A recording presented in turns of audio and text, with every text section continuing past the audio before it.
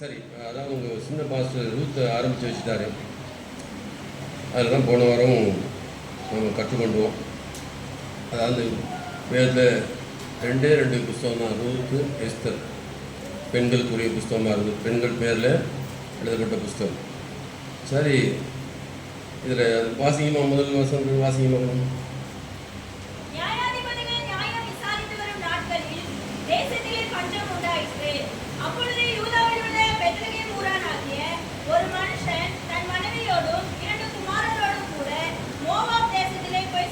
கர்த்தருக்கு ஸ்தோத்திரம். ஆனால் இதுதான் நான் போன வாரம் பார்த்தோம், தொடர்ந்து பார்க்க போகிறோம். அதாவது பெத்லஹேம், பெத்தேல் என்ற தேவனுடைய வீடு. பெத்லஹேம் தான் என்னது? ஒரு பேர் நான் இன்சூரன்ஸுக்காண்டி பிரசவாக்கத்தில் மேலே போய் வண்டிக்கு இன்சூரன்ஸ் பண்ணணும்னு போயிருந்தேன். போனோன்னே அங்கே ஒரு பொண்ணு உட்காந்துருந்துச்சு, ஒரு 30-35 வயசு இருக்கும். போயிட்டு கொடுத்தோடனே நீங்கள் என்னென்னு கட்சி பாஸ்ன்னு. அப்போ அந்த பொண்ணு கழிச்சா, நீ பெத்லஹேம்னா என்னது, பெத்தேல்னா என்னது பார்த்தீங்க. இப்போ எங்கெல்லாம் கவனமாக இருக்குன்றது நான் உடனே சொன்னேன், பதில் சொன்னேன். அவங்க பார்க்குறாங்க, உண்மையான பாஸ்டா உங்களுக்கு தெரியுதா? ஒரு ஆஃபீஸர் வேலை செய்கிற பொண்ணு, பெத்லஹேம்னா என்னது, பெத்தேல்னா என்னது கிடச்சி. அப்போ நான் சொன்னேன், கர்த்தருக்கு ஸ்தோத்திரம். சரி, அப்போ இவங்களுக்கு நடந்த சம்பவம் என்னென்னு கேட்டால், அப்பொழுது யூதாவில் பெத்லஹேம் ஊராகிய ஒரு மனுஷன் தன் மகனோடும் 2 குமாரோடும் மோவாப் தேசத்துக்கு போய் சஞ்சரித்தான். எங்கே பஞ்சம்? நியாயாதிபதி நியாயவிசாரித்த நாட்களிலே தேசத்தில் பஞ்சம் உண்டாயிற்று. அப்பொழுது யூதாவில் உள்ள பெத்லஹேம் ஊரானாகிய ஒரு மனுஷன் தன் மனைவியோடும் 2 குமாரோடும் மோவாப் தேசம் போய் சேர்ந்தான். அப்போ இந்த இடத்துல நம்ம கவனமாக இருக்க வேண்டிய காரியம் கேட்டால், போனவங்க சொன்னதா, தேசத்தில் அவ்வளோ பேர் இருக்காங்க. பஞ்சம் எல்லாத்துக்கும், அது பெட்ரோல் விலை கூடுதா, எல்லாத்துக்கும் தான் பெட்ரோல் விலை கூடுது. கேஸ் இல்லைன்னா எல்லாத்துக்கும் தான் கூடுது. இப்போ நான் வெளியூரில் போய் தங்க போகிறேன், அங்கே போகிறேன், இங்கே போகிறேன்னா எல்லாருக்கும் உண்டு. அப்போ பெத்லஹேமில் அத்தனை பேருக்கு தான் பஞ்சம், ஆகார வீடு. அப்போ அங்கே பஞ்சம் வந்துருச்சு. அப்போ இவங்க இந்த குடும்பம் மாத்திரம் ஏதோ தங்களுக்கு பெரிய காரியம் தெரியும், ரொம்ப ஞானிகள் அப்படின்னு சொல்லி தேசத்தை விட்டு என்ன செய்கிறாங்க, புறப்பட்டு போகிறாங்க. எல்லாம் பழமொழி சொல்லுவாங்க, 10ஓட 11 இருக்குன்னு சொல்லுவாங்க. 10ஓட 11. இவங்க என்ன செஞ்சிட்டாங்க, இந்த தேசத்துலலாம் அவங்களுக்கு ஒன்றும் தெரியலை, எங்களுக்கு ஆண்டு எங்களுக்கு எல்லாம் தெரியும் அப்படின்னு சொல்லி புறப்பட்டு போனாங்க. அதான் பெரிய மோவாப் தேசத்துக்கு போய் சார், புறஜாதிகள் வாழ்கிற தேசம். மோவாப் ஜனங்கள் இஸ்ரவேல் புத்தருக்கு நிறைய இடையூறு செய்தவர்கள், தம்பி சொன்னார் எல்லாம். அப்போ நமக்கு பிரச்சனை வரும் பொழுது நம்ம என்ன செய்யக்கூடாது, நம்ம எது தெரிந்து கொள்வது முக்கியம். பொறுமையாக இருக்கணும், உட்காரணும், அமர்ந்திருக்கணும். பிரச்சனை எல்லாருக்கும் உண்டு, வியாதி எல்லாருக்கும் உண்டு, பொருளாதார பிரச்சனை எல்லாருக்கும் உண்டு. ஏதோ நம்மளுக்கு எல்லாம் தெரிஞ்ச மாதிரி உடனே டக்குன்னு ஒரு அடுத்த தீர்மானத்திடக்கூடாது. எல்லோரும் இருக்காங்க, இப்போ சபையில் இருக்காங்க, நம்ம வியாதி எல்லாருக்கும் இருக்குது, பொருளாதார பிரச்சனை எல்லாருக்கும் இருக்குது. நம்ம பொறுமையாக இருந்தால் பாருங்கள், கொஞ்ச நாள் சென்றிருப்பாடு தேசத்தை தேவன் ஆசீர்வதித்தார். திரும்ப வந்தாங்க. எப்படி வந்தாங்க? 2 குமாரோடும் கணவனோடு போனோமா, தனியாக வருது. எவ்வளோ வேதனையான செய்தி பார்த்தீங்களா? எல்லாத்தையும் இழந்து போய் நஷ்டம், துன்பம், வேதனை, கஷ்டம், இதெல்லாம் என்னத்தினால வந்துச்சு? கர்த்தருக்கு ஸ்தோத்திரம். அவங்க சுயமாக எடுத்த தீர்மானம். அப்போ இதுலேருந்து என்ன இருக்குதுன்னா, எல்லாருக்கும் வரதான் நமக்கு வருது. நம்ம கொஞ்சம் என்ன இருக்கணும், சபையோடு ஒத்து போகணும், சபையோட ஐக்கியமாக இருக்கணும், தேவஜனோட ஐக்கியமாக இருக்கணும். திடீர்னு நம்ம ஒரு முடிவு எடுத்துகிட்டு, எனக்கு இது சரியில்லை, அது சரியில்லை, நான் இப்படி செய்ய போகிறேன், அப்படி போகாதீங்க. போனால் பிறகு நீங்கள் நஷ்டத்தையும், பஞ்சத்தையும், கஷ்டத்தையும், மரணத்தையும், வியாதியையும் சந்திக்க வேண்டியிருக்கும். ஒரு பெரிய இழப்பு பாருங்கள் இந்த குடும்பத்துக்கு. அழகான குடும்பம், 2 குமார்கள், இப்படி அழகாக இருந்த குடும்பம் இன்னைக்கு என்ன நடந்து எல்லாத்தையும் இழந்து வந்து நிற்கிறாங்க. கர்த்தருக்கு ஸ்தோத்திரம். அப்போ நம்ம இதிலிருந்து கவனமாக இருக்கணும்னு கேட்டால், எலிமெலேக்கு பெத்லஹேம் ஊரானாகிய மனுஷன் மனைவியோடும் 2 குமாரோடும் மோவாப் தேசத்துக்கு போய் சஞ்சரித்தான். அந்த மனுஷன் பேர் எலிமெலேக்கு. அப்போ எலிமெலேக்கு என்றால் தேவன் என் ராஜா என்று அர்த்தம். வந்து எலிமெலேக்குங்கிற பேருக்கு அர்த்தம் என்னன்னு கேட்டால், தேவன் என் ராஜா. இப்படிப்பட்ட ஒரு அழகான பேர் அவனுக்கு இருக்குது. ஆண்டு என்னோட கூட இருக்கிறார், தேவன் தான் என் ராஜான்னு சொல்கிறார். இப்படி பண்ணி சொல்லிச்சு. அப்போ நம்ம நல்லா கவனிங்க, நம்ம வாழ்க்கையில் எதிர்காலம் எங்கே இருக்குன்னு கேட்டால், பிரச்சனை வரும்பொழுது நம்ம எடுக்கிற தீர்மானத்தில் இருக்குது. அல்லேலூயா. பிரச்சனைன்னு வரும்பொழுது, பிரச்சனை எல்லாரும் வாழ்க்கையில் உண்டு. அந்த நேரத்தில் நம்ம எடுக்கிற தீர்மானம் என்னது? இப்போ நம்ம சபையில் ஒரு குடும்பம் இருந்தாங்க, அவங்கள நான் முழுக்க எல்லாம் விக்கிரகாராங்க. அவங்கள போய் சந்தித்து பேசி, வீடு நிறைய படம் இருக்கும், பேசி ரிச்சிப்பில் கொண்டு வந்து எல்லாம் செய்து, கடைசியில் அவங்க மகன் வந்து ஊட்டியில் இருக்கிறதுனால அங்கே அவங்க சிபிஎம் போனாங்க. இப்படி நான் தொடர்ந்து சந்திச்சுட்டு இருக்கேன். ஒரு நாள் ஞாயிற்றுக்கிழமை நான் போகிறேன், உங்ககிட்ட படித்து நான் ஞாயிற்றுக்கிழமை வரலன்னா போயிடுவேன், ஈவினிங் போகிறேன். நாங்களாம் ஞானசனம் எடுத்துகிட்டு இருந்தாங்க. என்னன்னு கேட்டேன். நாங்களாம் சிபிஎம் போனோம், ஞானசனம் எடுத்துகிட்டு வந்தோம். என்ன கேட்டால் இவ்வளோ காலம் வந்து என்னன்னு தெரியாது, போய் எடுத்துட்டாங்க டக்குன்னு. அங்கே போனோன்னா என்ன நடக்குதுங்க, ஒரு எதிர்ப்பு. எல்லோரும் ஞானம் சொல்ல நம்மளும் எடுத்துடலாம், சபையை குறை சொல்ல இல்லை, எல்லோரும் எடுக்கிறாங்க, நம்ம எடுத்துடலாம்.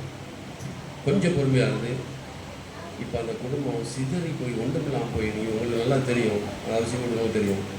அம்மா இருந்துட்டாங்க, மகன் இருந்துட்டாங்க, இன்னொரு மகன் இருந்துட்டாங்க, பையன் இருந்துட்டாங்க. இப்படி பல பிரச்சனைகள் போராட்டம். ஒரு தீர்மானம் எடுக்கக்குள்ள கொஞ்சம் யோசிக்கணும். ஞானசனம் எடுக்கிறது நல்லது, ஞானசனம் எடுக்காமல் இருக்குது. நீங்கள் சபைக்கு வர்றீங்க, ரொம்ப நல்லது, பல வருடங்களாக வர்றீங்க, நல்லது. ஞானசனம் எடுக்காமல் இருந்தால் நல்லா கவனி, இயேசுவோட கூட உங்களுக்கு நல்ல உறவு இல்லைங்கிறது, ஐக்கியம் இல்லை. ஞானஸ்தானத்தான் நான் இயேசுவோடு கூட இணைக்கப்படுகிறோம். அவரோட மருத்துவமானால் அவரோடு எழுந்திருப்போம். ஞானஸ்தானத்தில் அவரோடு கூட ஐக்கியப்படுகிறோம், அவர் நம்ம உண்டாகிறோம். நீங்கள் ஞானஸ்தானம் எடுக்கலாம், சபைக்கு வரலாம், போகலாம், ஒரு நண்பனை போல இருக்கலாம், வந்துட்டு போயிடலாம். ஆனால் இயேசு சொந்தம் கொண்டாட முடியாது, இயேசு மேலே உரிமை கொண்டாட முடியாது. உரிமை கொண்டாடணும்னு சொன்னால் இயேசு தான் எங்கள் அப்பா அப்படின்னு உரிமை கொண்டாடணும்னு சொன்னால் நீங்கள் ஞானஸ்தானம் பெற்று தான் ஆகும். ஞானஸ்தானம் பெறாமல் பல வருடம் நான் பல சொல்லி பார்க்குறேன், அவங்க ஏதோ வந்து போயிருக்கிறீங்க. ஞானஸ்தானம் எடுக்கணும்னா இயேசுக்கும் உங்களுக்கும் ஒரு குறிப்பிட்ட தூரம் தான். ஆனால் ஞானஸ்தானத்துக்கு அவரோடு மறுத்து அவரோடு உயிரோடு எழுந்தும் இருக்கிறோம். மருத்துவமானால் எழுந்தும் இருப்போம்னு வேதம் சொல்லுது. அவருடைய சரீரம் இணைக்கப்பட்டிருக்கிறோம். அந்த இயேசுக்குரிய அதான் அந்த உரிமை, சொந்தம். அவங்க ஞானஸ்தானம் எடுக்காரங்கள் தீர்மானம் பண்ணுங்கள், ஞானஸ்தானம் எடுக்கிறதுக்கு போடுங்க. ஒன்று போடுறோம், ஞானஸ்தானம் சொல்லி கொடுத்தா ஞானஸ்தானம் என்னன்னு தெரியலைங்கிறதுக்கு தான் ஞானஸ்தானம் ஸ்டடி கொடுக்குறோம். ஆனால் தெரியலைங்கிறதுக்கே வரல அனைவர். அவன் நீங்கள் ஞானஸ்தானம் பல வருடங்கள் சபைக்கு வரலாம், ஆனால் நீங்கள் ஆண்டோட உரிமை கொண்டாட முடியாது. ஏண்டா ஆண்டு சொன்னார், பிள்ளைகள் அப்பத்தை எடுத்து நாய்க்குட்டிகள் கொடுப்பதில்லை. அல்லேலூயா. பிள்ளைகள் அப்பத்தை எடுத்து நாய்க்குட்டிகள் கொடுப்பதில்லைன்னு சொன்னார். நீ வந்து போயிருக்கலாம், ஆனால் நீங்கள் உரிமை கொண்டாடுன்னு சொன்னால் இயேசுவோடு கூட இணைக்கப்படுவோம். எப்படி இணைக்கப்படுறோம்? மரணத்தில் இணைக்கப்பட்டால் தான் அவருடைய உயிர்த்தலில் நாம் இணைக்கப்படுவோம். அல்லேலூயா. மரணம் என்று சொல்வது என்னது? பாவத்துக்கு மரிப்பது, மரித்து ஞானஸ்தானம் எடுப்பது. பாவத்துக்கு மரித்தனால் நீ அதில் எப்படி பிழைப்போம்? அதான் அவருடைய மரணத்தில் இணைக்கப்பட்டால் தான் உயிர்த்தலில் இணைக்கப்படும். அப்போ மரணத்தில் இணைக்கப்பட்ட அர்த்தம் என்னன்னு கேட்டால் ஞானஸ்தானம் பெறுவது. அவர் மறுத்தது போல நானும் தண்ணில் கூட என்ன செய்கிறேன்? மறிக்கிற அடக்கம் பண்ணுகிறோம். ஞானஸ்தானம் கொடுக்குறது அடக்கம் பண்ணு, செத்த மனிதன் அடக்கம் பண்ணுவது. அவை தயவுசெய்து ஞானஸ்தானம் எடுக்காத கற்று சொல்கிறோம். நீங்கள் ஒரு நண்பனாக இருக்கிற போகிறீங்களா, அதுக்கு பிள்ளையாக இருக்க போகிறீங்களாங்கிற நீங்கள் தான் தீர்மானம் பண்ணிக்கணும். சும்மா ஒரு ஃப்ரெண்டாக இருக்க போகிறீங்களா, அவருக்கு பிள்ளையாக இருக்க போகிறீங்களாங்கிறதே தீர்மானிக்கும். அவர் பிள்ளைன்னு சொன்ன அர்த்தம் என்ன கேட்டால், அவருக்குள்ளே எல்லா ஆசீர்வாதம் நமக்கு பங்குண்டு. அல்லேலூயா.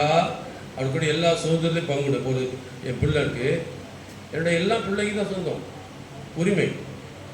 அப்போ நான் ஏசப்பாவுக்கு சொந்தமாயிட்டா அவருக்குள்ளே எல்லா சுதந்திரம் எனக்கு உண்டு. நண்பனுக்கு அல்ல. நண்பர்கள் வீட்டுக்கு வந்து போவாங்க, பிள்ளைக்கு தான் சுதந்திரம் இருக்குது. ஆக நீங்கள் நண்பனாக இருக்க விரும்புகிறீங்களா, பிள்ளையாக இருக்க விரும்புகிறீங்களா, நீங்கள் தீர்மானிக்கணும். நீங்கள் பிள்ளையாக இருக்க விரும்புன்னு சொன்னால் மனம் திரும்பி ஞானசனம் அடுத்த கட்டம் நீங்கள் கேட்கணும். என்ன ஞானசனம் என்ன நான் சொல்லிக் கொடுப்போம், கற்றுக் கொடுப்போம்.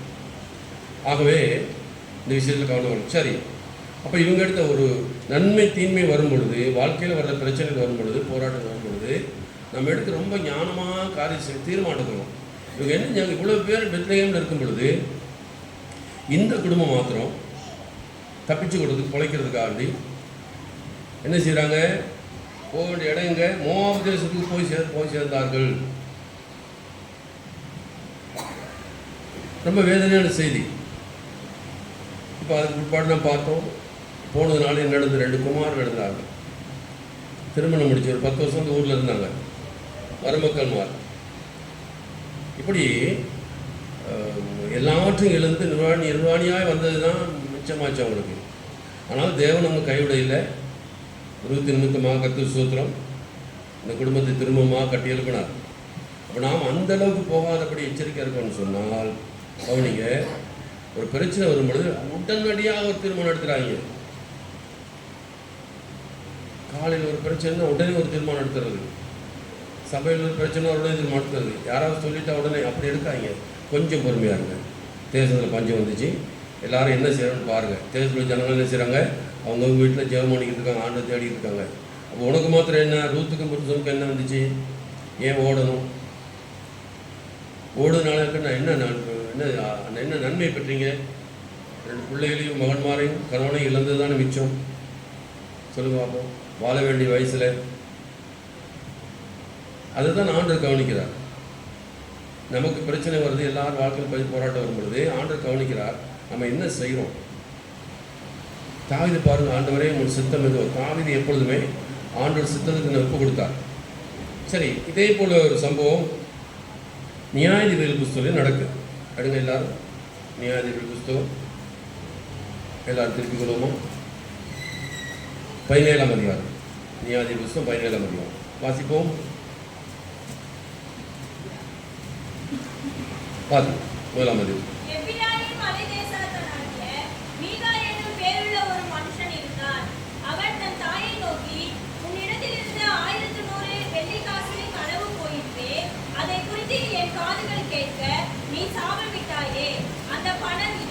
என்னிடத்தில் இருக்கிறது, அதை எடுத்தவன் நான் தான் என்றான். அதற்கு அவன், தாய், என் மகனே, நீ கர்த்தரால் ஆசீர்வதிக்கப்படுவாய் என்றார். அவன் அந்த 1100 வெள்ளிக்காசை தன் தாயினிடத்தில் திரும்ப கொடுத்தான்.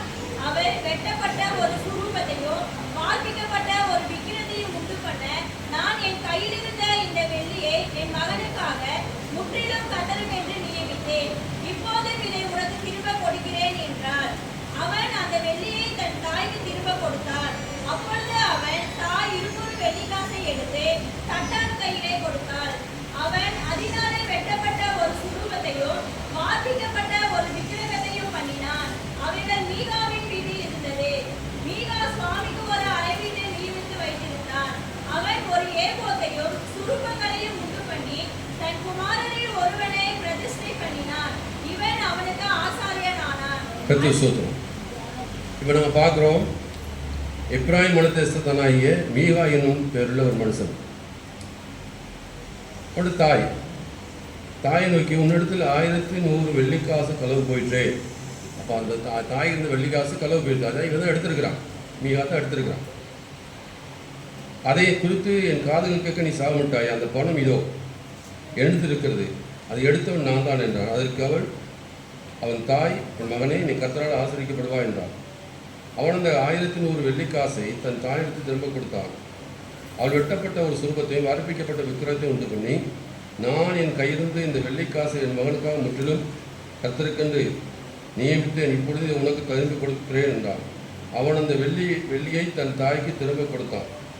அப்பொழுது அவள் தாய் 200 வெள்ளிக்காசை எடுத்து தட்டான் கையில் கொடுத்தாள். அவன் அதனால வெட்டப்பட்ட ஒரு சுரூபத்தையும் வார்ப்பிக்கப்பட்ட ஒரு விக்கிரகத்தையும் பண்ணினான். ஹல்லேலூயா. அப்போ அந்த தாயிட்டு களவெடுத்து அந்த தாயிட்டு திரும்ப கொடுக்குறான். சொல்கிறேன், கர்த்தரால் ஆசீர்வதிக்கப்பட்டப்பா அப்படின்னு சொல்லி திரும்ப அதில் என்ன செய்கிறான்னு கேட்டால், ஒரு வெட்டப்பட்ட சுரூபத்தை வாரிக்கப்பட்ட விக்கிரகத்தையும் செய்கிறாங்க. மீகா என்பவர் அவன் ஒரு ஆசாரியர். மீகா சுவாமிக்கு ஒரு அறைவீட்டை நியமித்து வைத்திருந்தான். அவன் ஒரு ஏபோத்தையும் சுரூபங்களையும் உண்டு பண்ணி தன் குமாரன் ஒருவனை பிரதிஷ்டை பண்ணினான். அவனுக்கு ஆசாரியன் ஆனான். அப்போ தன் குமாரனை பிரதிஷ்டை பண்ணி இந்த விக்கிரங்களை ஆராதிக்கிறது, விக்கிரங்களை பரிசீலத்துக்காண்டி ஆசாரியன் ஆகிட்டான். அந்நாளுக்கு இஸ்ரவேலிலே ராஜா இல்லை. அவனும் தன் பார்வைக்கு சரிபோனபடி செய்து வந்தான். ஹல்லேலூயா. இப்போ நியாயாதிபதிகள் விசாரிக்கிற காலம். ஆகவே இஸ்ரவேலில் ராஜா இல்லை. ராஜா இல்லாதனால என்னஞ்சாங்க, அவனும் இஷ்டப்படி செஞ்சுக்கிட்டு போனான். யூதாவில் பெத்லெகேம் ஊரானும் லேவியின் மையம் ஒரு வாலிபன் அங்கே இருந்தான். ஹல்லேலூயா. நல்ல கணி தான் முக்கியம். அப்போ அந்த நாட்களில் இஸ்ரவேலில் ராஜா இல்லை. அவனும் தன் இஷ்டப்படி செய்து கொண்டு வந்தான். அந்த நேரத்தில் யூதாவில் பெத்லெகேம், நல்ல கவனிங்க, யூதாவில் பெத்லெகேம் ஊரானும் லேவியின் மையம் ஒரு வாலிபன் அங்கே தங்கியிருந்தான். அந்த மனுஷன் எங்கே ஆகிலும் பரதேசியாய் போய் தங்கும்படிக்கு யூதாவில் பெத்லேயம் ஊரை விட்டு புறப்பட்டு பிரயாணம் போகையில் இப்ராஹிம் மனதேசம் இருக்கிற மீகா வீட்டில் வந்து சேர்ந்தான். அல்லேலூயா. இவன் யார்? ஆசாரியனுடைய மகன். நல்லா கவனிங்க. இதில் பெத்லேயம் ஊரானி லேவியனுமான ஒரு வாலிபன். அவன் லேவி கோத்திரம் தான். லேவி கோத்திரத்தை தான் ஆசாரியர்கள் எடுக்கிறது. 12 கோத்திரம், 12 கோத்திரம், ஒரு கோத்திரம் லேவி. அந்த லேவி கோத்திரத்தை தான் ஆசாரியர்களை எடுக்கிறது. ஒரு ஆசாரியர் தேவனா லேவி கோத்திரம் தான் எடுப்பாங்க.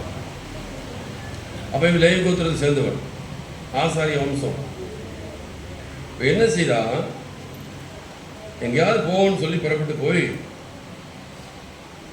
அந்த மனுஷன் எங்கேயாயிலும் பரதேசியை போய் தங்கும்படிக்கு யூதாவில் பெத்லேயம் நான் ஊரை விட்டு பிரயாணமாய் போயில் இப்ராஹிம் மனதேசம் இருக்கிற மீகா வீட்டில் வந்து சேர்ந்தான். எங்கே போய் சேர்றான்? மீகா வீட்டில் வந்து சேர்றான். இவன் ஒரு ஆசாரிய குடும்பத்தை சேர்ந்தவன்.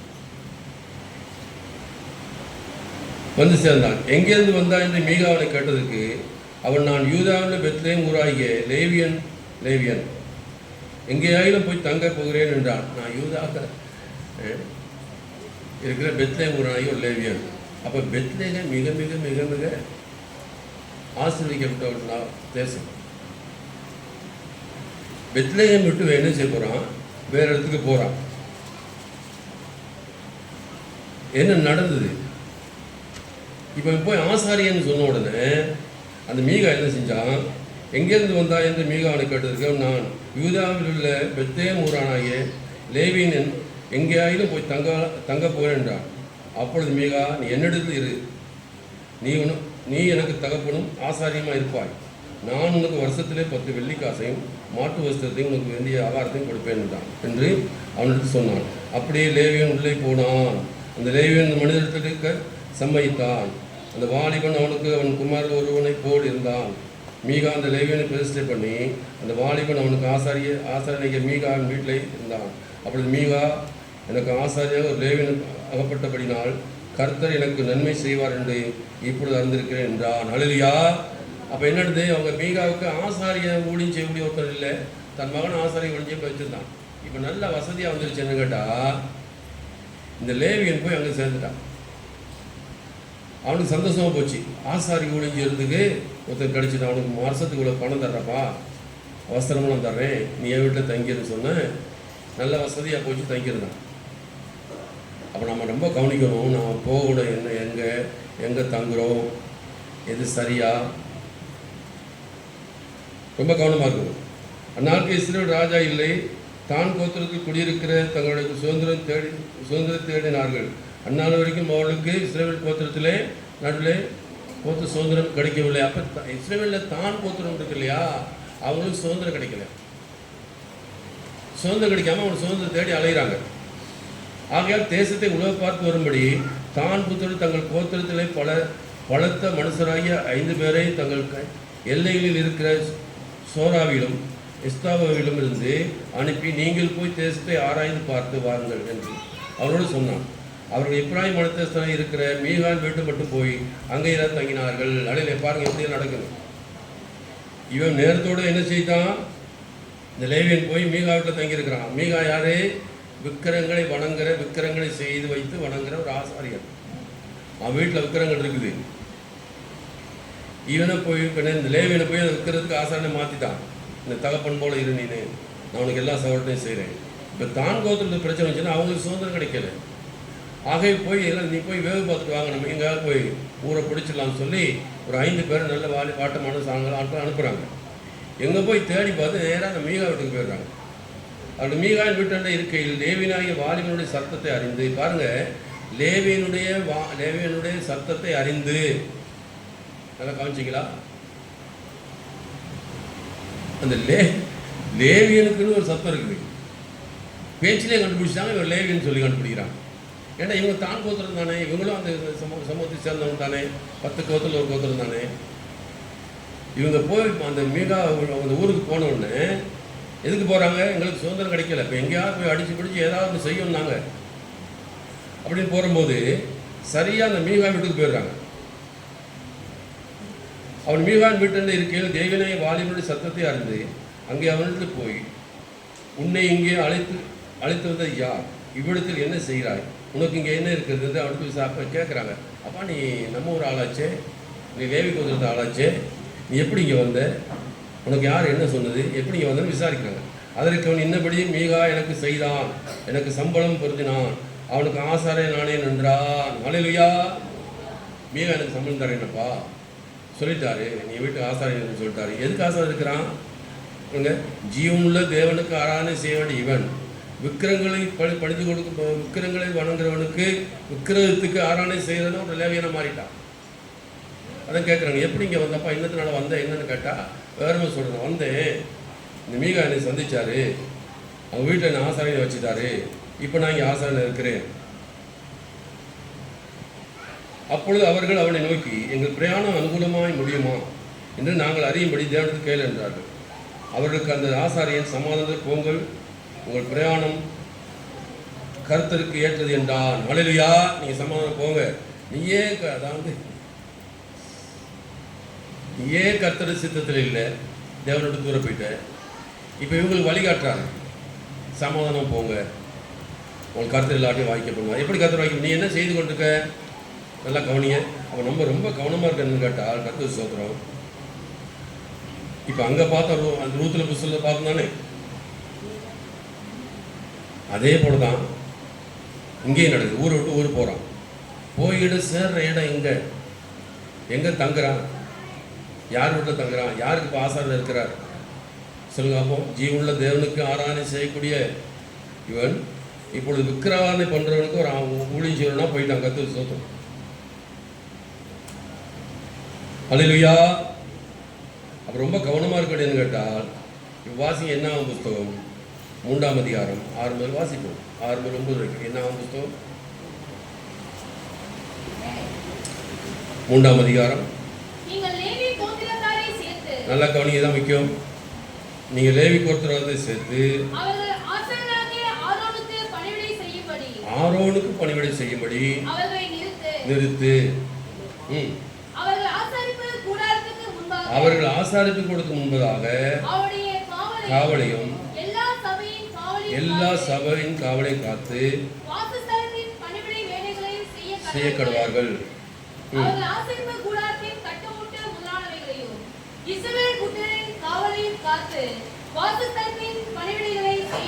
செய்யப்படுவார்கள்.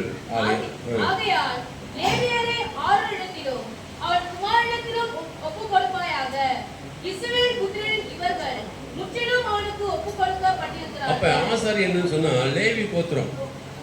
அப்போ முழு ஜனத்தையும் பாதுகாக்க வேண்டிய, அதை இங்கே சொல்லப்பட்டிருக்கு. அவர் ஆசாரிப்பு கூட தட்டுமுட்டு ஆணைகளையும் இஸ்ரவேல் புத்திரன் காவலையும் காத்து வாசலுக்கு பணிவிடையை செய்யக்கூடாது. ஆகையால் லேவியரின் ஆரோடத்தில் அவன் குமாரத்திலும் ஒப்பு கொடுப்பாயாக. இஸ்ரவேல் புத்திரன் ஒரு முற்றிலும் அவனுக்கு ஒப்பு கொடுக்கப்பட வேண்டும்.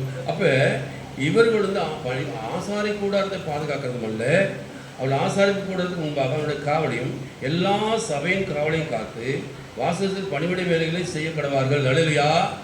எல்லா ஜனங்களையும் பார்க்கணும், பணிவிடை செய்யணும். இப்படிப்பட்ட ஒரு பொதுவான இடத்துல ஆண்டவர் அந்த கோத்திரத்தை வச்சிருக்கும் பொழுது ஒரு தனிப்பட்ட ஒரு குடும்பத்தில் போய் மாட்டிக்கிட்டான். ஹல்லேலூயா. கவனிச்சிங்களா? இப்படிப்பட்ட ஆசாரியன் லேவி கோத்திரத்தை எப்படி இருக்கணுமாவே, நீ லேவி கோத்திரத்தை சேர்த்து அவள் ஆசாரியனை ஆரோனுக்கு பணிவிடை செய்யும்படி அவளை நிறுத்து. அப்போ ஆரோன் தேவனால் ஆரோனை போல் அழைக்கப்பட்டால் ஒழிய ஒருவன் தானாக இந்த ஒழுத்துக்கு ஏற்படுது வேதத்தில் வாசிக்கிறோம். இப்படிப்பட்ட மேன்மையான கோத்திரம் ஆரோனுடைய கோத்திரம், லேவி கோத்திரம். அப்போ அவனுக்கு ஊழியம் செய்ய முடியாது. அவர்கள் ஆசாரிப்பு கூடத்துக்கு முன்பாக அவனுடைய காவலையும் எல்லா சபையின் காவலையும் காத்து வாசலத்தின் பணிவிடை வேலையை செய்ய கடவார்கள். ஹல்லேலூயா. ஆசாரிப்பு கூட வாசலை காக்கணும், பணிவிடை செய்யணும், அவங்களுக்காண்டி ஜெபிக்கணும். அவர்கள் ஆசாரிப்பு கூட தட்டு மட்டும் முதலான இஸ்ரவேல் புத்திரன் காவலையும் காத்து வாசலத்தின் பணிவிடை செய்ய கடவா. இப்படிப்பட்ட பெரிதான ஒரு பொறுப்பு இருக்கவங்க போயிட்டு என்ன செய்தார், போயிட்டு ஒரு தனிப்பட்ட மீகா என்கிறவனுடைய ஒரு ஆசாருடைய வீட்டில் போய் தஞ்சம் கொடுத்தார். ஹல்லேலூயா. இப்போ நாம் எங்கே இருக்கிறோம், நம்முடைய பொறுப்பு என்னது, நம்முடைய வேலை என்னது?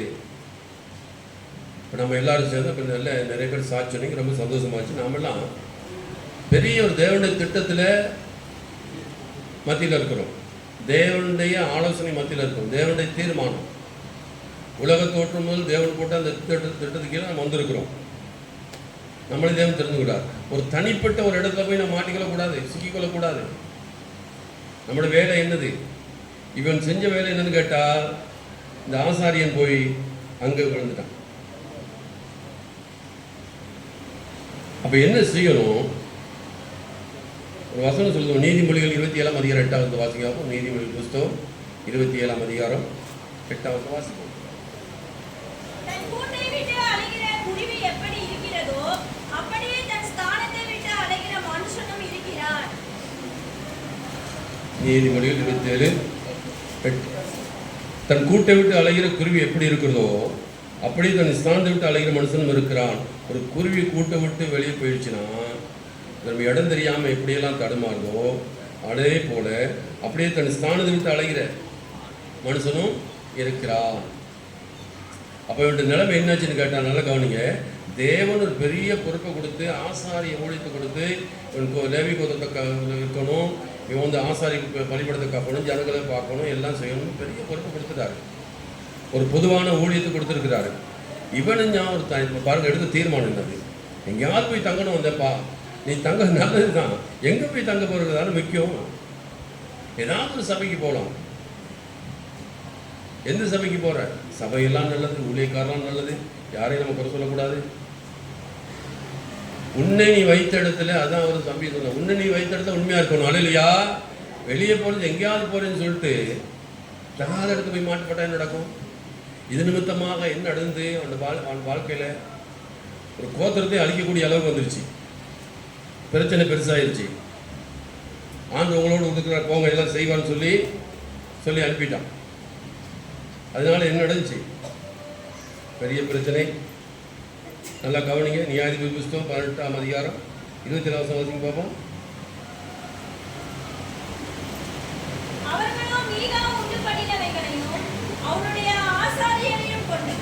அவர்கள் மீகா உண்டு பண்ணினவைகளையும் ஆசாரியனையும் கொண்டு போய்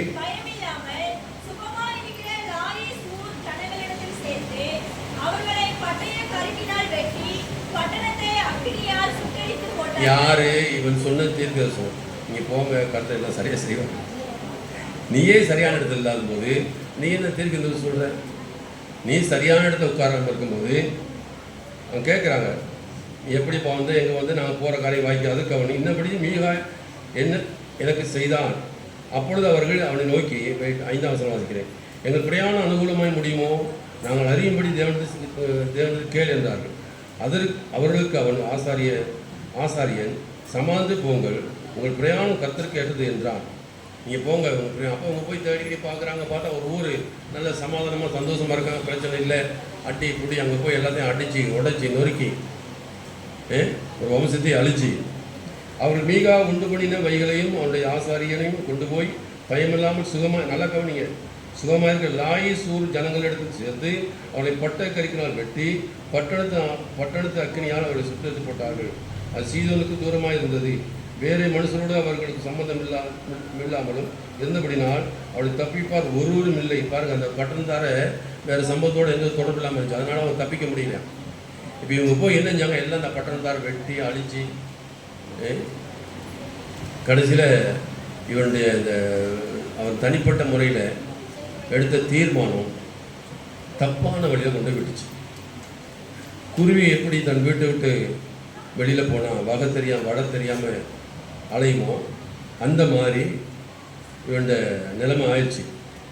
அப்போ இதுலேருந்து நினைச்சு அவன் எங்கேருந்து புறப்பட்டு போனான்? பெத்லேகேம்லேருந்து புறப்பட்டு போனான். அல்லேலூயா. எங்கேருந்து போனார்? எங்கேருந்து போனோம்? வாசிங்க.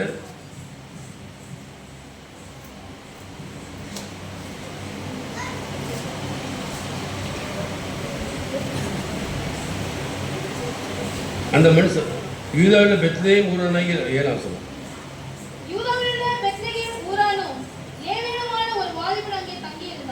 அது நல்லா அப்போ இருந்து கவனிக்கிறோம். யூதாவில் பெத்லேகேம் ஊரானாகிய லேவியனுமான ஒரு வாலிபன் அங்கே தங்கியிருந்தான். ஒரு வாலிபன் பெத்லேகேம்ல இருக்கிறான். அந்த மனுஷன் எங்கேயாயிலும் பரதேசியாய் போய் நல்லது. ஆனால் அது சரியான ஒரு வெளிப்படுத்தலோட தீர்மானத்தோட எங்கே தங்கணும், எங்கே போகணும், எந்த சபைக்கு போகணும், யாரோட நம்ம ஐக்கியமாக இருக்கணும், யாரோட எந்த குடும்பத்தோடு நம்ம சேரணும், ஒரு தெளிவு இருக்கணும் நம்ம வாழ்க்கையில். கடைசியில் எங்கே போய் சேர்ந்தான்? அவனும் ஒரு ஆசாரியன். ஆனால் என்ன செய்யணும்? விக்கிரம் உடைத்து வணங்குறவன். ஒரு குடும்பத்தில் போய் மாட்டிக்கிட்டான், சுருங்கி போயிட்டான். இஸ்ரவேல் கோத்திரங்களுக்கு, லேவி கோத்திரத்துக்கு ஆசாரியன் இருக்க வேண்டியவன், இஸ்ரவேல் ஜனங்களுக்கு ஆசாரியன் இருக்க வேண்டியவன், 12 கோத்திரங்களுக்கு ஆசாரியன் இருக்க வேண்டியவன், சுருங்கி போய் ஒரு குடும்பத்தோடு போயிட்டான். போனது மாத்திரமில்லை, எப்படி அவன் சொல்கிற தீர்க்கம் சரியாக இருக்கும்? நீங்கள் போங்க காற்று எல்லாத்தையும் ஆசைப்படும். அவங்க போய் பார்த்தாங்க, தேடினாங்க, அலைஞ்சாங்க. இந்த ஊர் தான் நல்ல வசதியாக இருக்குது, ஜனங்கள் நல்ல செழிப்பாக இருக்காங்க, சந்தோஷமாக இருக்காங்க, அவங்கள அழிச்சிட்டா நாம் அதில் போய் குடியேறலாம் இப்படி நினச்சி அவங்களெல்லாம் அழித்து அங்கே போய் குடியேறி பார்த்தீங்களா, மனிதன் எடுக்கிற நம்ம வாழ்க்கையில் நாம் எடுக்கிற தீர்மானம். ஹல்லேலூயா, ஹல்லேலூயா. ரொம்ப கவனமாக செய்யணும். கர்த்தர் சோதரம் அந்த அம்மா ரூத் செய்தது போல அவசரப்பட்டு பஞ்சம் வந்துருச்சே, நம்ம எப்படியே தப்பிக்கலாம், எங்கேயா ஓடிடலாம்னு சொல்லி அவசரப்பட்டு அவங்க எடுத்த முடிவு எல்லாம் அழிவில் முடிஞ்சு, பாதிப்பில் முடிஞ்சு, எல்லாத்தையும் இழந்தாங்க. நஷ்டம், கஷ்டம், வியாதி எல்லாத்தையும் சகிக்க வேண்டிய நிலைமை வந்துச்சு. ஆனாலும் கடைசி நேரத்தில் தேவன் தூக்கி எடுத்தார். அது ரெண்டாவது. இப்போ நம்மளோட வாழ்க்கையில் கர்த்தர் பிரியமானவர்களே, நீ ஒரு இடத்துக்கு போகிறேன்னு சொன்னால் யோசிக்கணும், நல்லா யோசிக்கணும், நல்லா சிந்திக்கணும். இவர் எடுத்த அந்த தீர்மானம் தப்பாக போச்சு. 18ஆம் அதிகாரத்தை வாசிக்கிறோம். நீதிமொழிகள் 18, இந்த நியாயாதிபதிகள் 18, 4ஆம் வசனத்தை வாசிக்கிறோம்.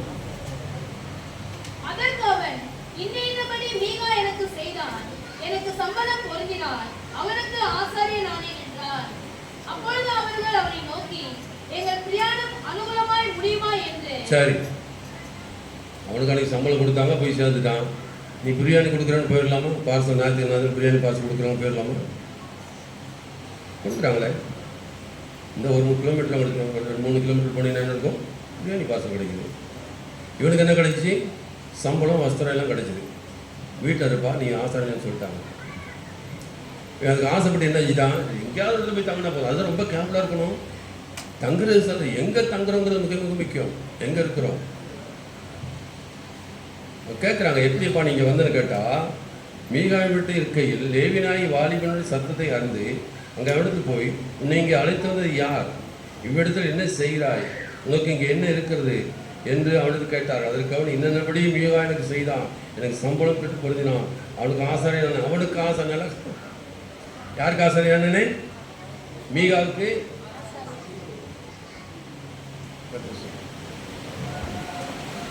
சபை என்று சொல்வது நம்ம எல்லாரும் தேவனை ஆராதிப்பது. நமக்கு தலைவர் யார்?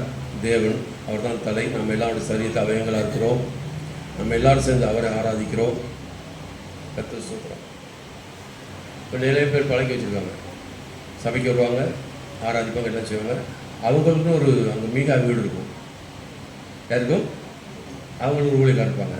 பாஸ்டர் வரா அன்றைக்கி பார்த்து அங்கே கூப்பிட்டுருவாங்க. பாஸ்டர் வரா அன்றைக்கி பார்த்து அந்த ஊழியக்காரனை கூப்பிட்றாங்க. கூட்டு வந்து ஜெபிச்சுட்டு போங்கயா. எங்கள் பாஸ்டர் அவளுக்கு ஜெபம் வராது, உங்களுக்கு வல்லமையெல்லாம் இருக்காது. அவன் தனிப்பட்ட பார்த்தீங்களா? யாரே? லேவி கோத்திரம் தான். இஸ்ரவேல் கோத்திரத்துக்கு 12 கோத்திரத்துக்கும் ஆசாரியன் இருக்க வேண்டிய. இப்போ எதை தெரிஞ்சு போட்டான்? ஒரு மீகா வீட்டில் போய் மாட்டிக்கிட்டு அவங்களுக்கு ஊழியம் செய்யலாம். நம்ம சபை சார் நம்ம இத்தனை வருஷம் இன்றைக்கினா 46 வருஷம்.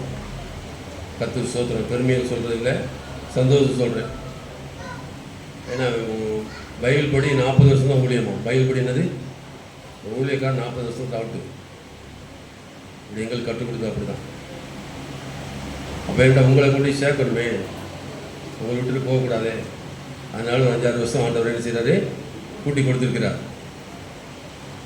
ரொம்ப கேர்ஃபுல்லாக இருக்கணும், ரொம்ப கவனமாக இருக்கணும்னு கேட்டால், உங்களோட ஐக்கியம் யாரோடு இருக்குது? உங்களோட உறவு யாரோடு இருக்குது?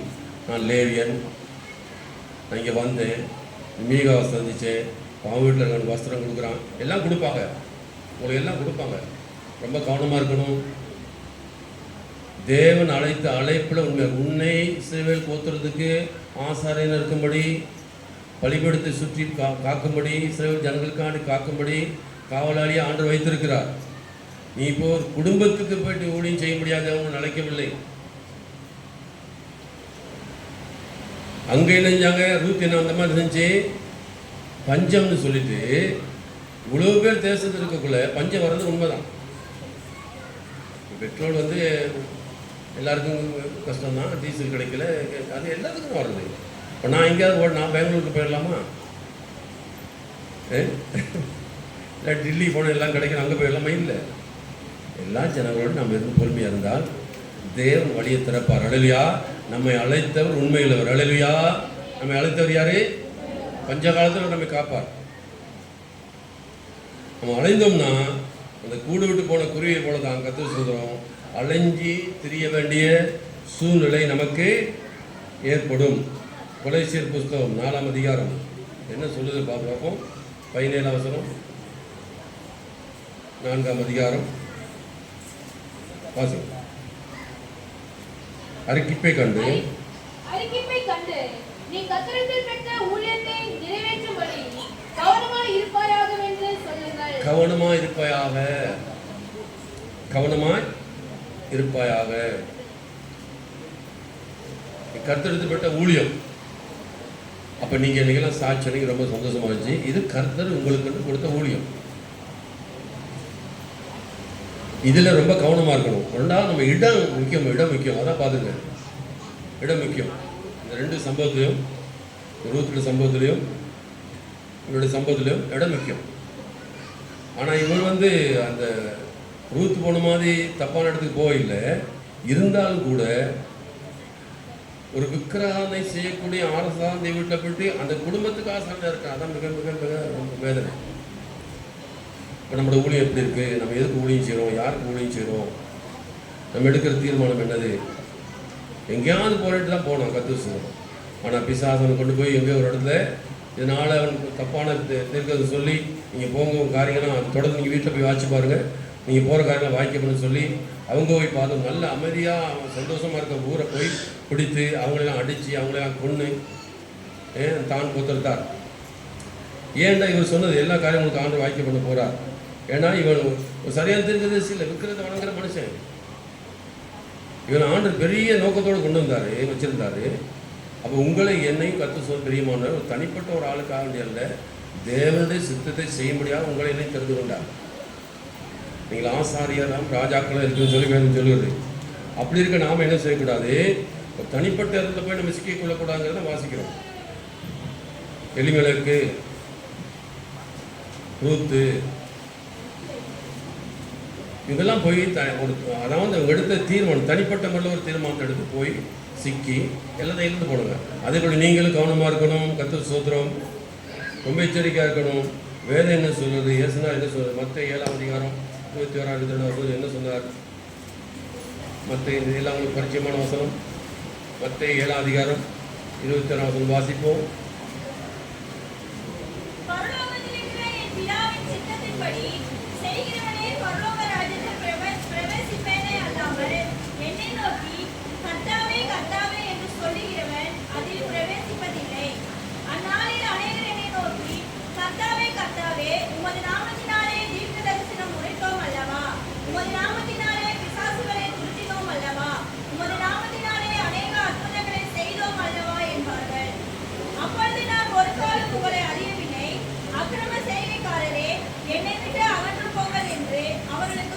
சொல்வேன். இந்த வசனத்தை 1981 நான் யாழ்ப்பாணத்தில் இருக்கிறேன். அப்போ 6 9 மணிக்கு 6 8:30 மணி 8 மணி இருக்கும். அந்த தம்பி இப்போ ஒரு ஆசாரி குடும்பத்தை சேர்ந்தவன். ஆச்சாரினா இந்த ஆசாரி நாகசீரான் தம்பி என்னோட கேள்வி கேட்குறேன். பாஸ்டர் நான் பிரதர். அப்போ பாஸ்டர் சொல்ல மாட்டாங்க. இப்போ தான் பைபிள் காலேஜ் போயிட்டு போகும்னே பாஸ்டர் ஆகிடுறாங்க. பாஸ்டர் கிடையாது, 20 வருஷம் ஆகும் பாஸ்டர் கூப்பிடுறதுக்கு. அப்போ 2 கேட்குறாருன்றது இப்போ இந்த ஒரு காலம் கூட அறிவு அவங்க சொல்கிறாங்க, உங்கள் நாமத்தோட பிசாசு நிறுத்தணும் அல்லவா, அற்புதோட அவங்க செய்தவர்கள் அல்லவா என்று சொல்கிறாங்களே, எப்படி அவர் ஒரு காலம் அறியன்னு சொல்கிறான்னு சொல்லி கேள்வி கேட்குறாரு. நான் வெளியிருந்து பேசிட்டு இருக்கோம். அப்போ உள்ளுக்கு பாஸ்டர் சேம் போகும், பாஸ்டர் போரோட மகன் அவர் கற்றுக்கிட்டு அங்கேருந்து சொல்கிறாரு, செய்தாங்க தப்பா, ஆனால் தேவ சித்தத்தை செய்யலை. பிசாசை விரட்டினாங்க, வியாதியில் குணமாக்குனாங்க, எல்லாம் செய்தாங்க, தேவ சித்தம் செய்யலை. ஆகவே தேவசித்தம் செய்யாத ஒருவரும் பிசாசை விரட்டலாம், வியாதிகள் குணமாக்கலாம், அற்புதங்கள் செய்யலாம். அவர் தேவசித்தம் செய்யாமல் இருக்கலாம், ஆனால் அவங்களும் பிசாசை விரட்டலாம் அப்படின்னு அர்த்தம். ஆனால் அப்படி செய்யறது தப்பு. தேவ சித்தத்தை செய்யணும், இதையும் செய்யணும் அதையும் செய்யணும். பிசாசு விரட்டு நல்லது, வியாதிகள் குணமாக்குறது நல்லது, அற்புதம் செய்யறது நல்லது. அதே நேரத்தில் நீ தேவ சித்தத்துக்கு ஒழுப்பு கொடுக்காம தேவன் எதுக்கு தெரிந்து கொண்டார் என்பதை தெரிந்து கொள்ளாமல் அற்புத அடையாளத்திலேயே கண்ணோக்கி நான் பரலோகத்துக்கு போயிடுவேன் இதெல்லாம் நடக்கும்னு சொன்னால் எவ்வளோ கஷ்டம் பார்த்தீங்களா? அப்பா தம்பிக்கு நாங்கள் பேசியிருக்கோம், அப்போ எனக்கு அப்பையும் சரியாக தெரியாது. இது என்ன அர்த்தம், எப்படி ஏசனை எப்படி சொல்லலாம்? அவர் நாமத்துக்கு தானே பிசாசு விரட்டினாங்க, அவர் நாமத்தில் அற்புதம் செய்தாங்க. அவர் சொல்கிற உங்களுக்கு ஒரு காலம் தெரியாதுன்னு சொல்கிறாரு. காரணம் என்னன்னு கேட்டால் செய்தாங்க, உண்மைதான். அதே இந்த பிதாவுடைய சித்தம் என்னது அறிந்து ஒரு வசனம் நேற்று வச்சு தீமோத்தி 2 தீமோத்தி நினைக்கிறேன், தேவ சித்தத்தை பற்றி பல காரியங்களை வாசிக்கிறோம். உங்கள் எல்லாருக்கும் நம்ம நிறைய வாழை பிள்ளைகளாக இருக்கீங்க. 1 தீமோத்தி 5ஆம் அதிகாரம் 4ஆம் வசனம் வாசிப்போம்.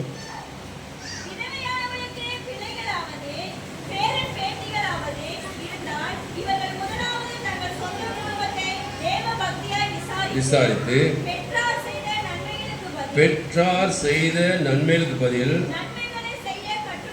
நன்மைகளை செய்ய கற்றுக்கொள்ள கடவார்கள்.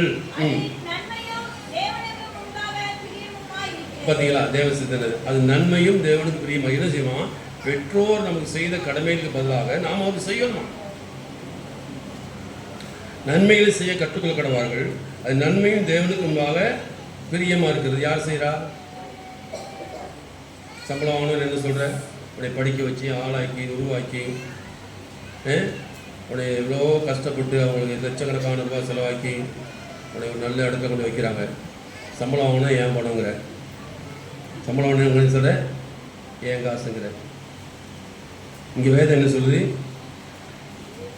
பெற்றார் செய்த நன்மைகளுக்கு பதில் நன்மைகளை செய்ய கற்றுக்கொள்ள கடவார்கள், அது நன்மையும் தேவனுக்கு முன்பாக பிரியமாக இருக்குது. அப்போ உங்கள் பெற்றோர் உங்களுக்கு எவ்வளோ கஷ்டப்பட்டு பாடுபட்டு படிக்க வைக்கிறாங்க. எதுக்கு? அவங்களுக்கு அது செய்ததுக்கு ஈடாக நீ நன்மை செய்யணுமா? ஹல்லேலூயா. இப்போ எல்லாம் கிடையாதுங்க, அதெல்லாம் இப்போ பேசினா போச்சுக்குவாங்க. என்ன செய்வான்? சம்பளம் வாங்க போய் ஃப்ரெண்டுக்கு செலவழிக்கிறது, பாட்டி வைக்கிறது, இதான். வேறு பெற்றோரை கவனிக்கிறதுங்கிறது இல்லை. இந்த வசனத்தை எல்லாரும் அண்டர்லைன் பண்ணு, பைபிளில் பண்ணு, அண்டர்லைன் அடிக்கடி எடுத்து படி. எவ்வளோ கஷ்டப்பட்டு எவ்வளோ போராடி ரத்த செஞ்சு அவர் வேணும் பிள்ளைய கூடுறதுக்கு. அப்போ தான் எனக்கு நெஞ்சு வலி ஆரம்பம். ஸ்கூல் முடிஞ்சு 4 மணி வண்டி எடுத்துகிட்டு போயிட்டேன். வண்டி ஸ்டார்ட் பண்ண நெஞ்சு வலி வந்துச்சு, பயங்கரமான நெஞ்சு வலி. என்ன செய்யணும்னு தெரியாது.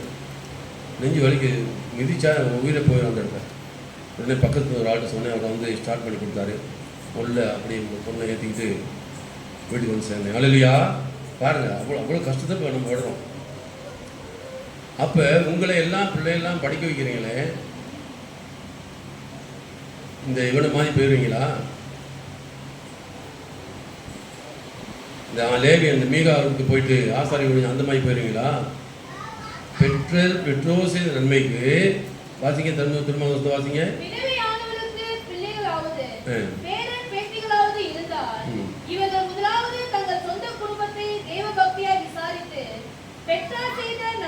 பெற்றோர் செய்த நன்மைகளுக்கு நீங்கள் உடனே அம்மா ஒரு 10 ரூபா கொடுமா, எனக்கு கெஞ்சி வேண்டியிருக்கேன், தாய் தப்பேன், முடியாது, கொடுக்க முடியாது. நீ என்ன கணக்கு கேட்கறது? நான் உன்னோட சம்பாதிக்கிறேன். அவன் வீட்டு வேலை செஞ்சு கஷ்டப்படுத்தாலும் இந்த அளவுக்கு பண்ணதான் மேலே. இப்போ நீ சம்பாதிக்கிறது சொல்லி உனக்கெல்லாம் சொல்ல இல்லாது. அந்த லேவியன் மாதிரி போயிடாதீங்க. ஹல்லேலூயா.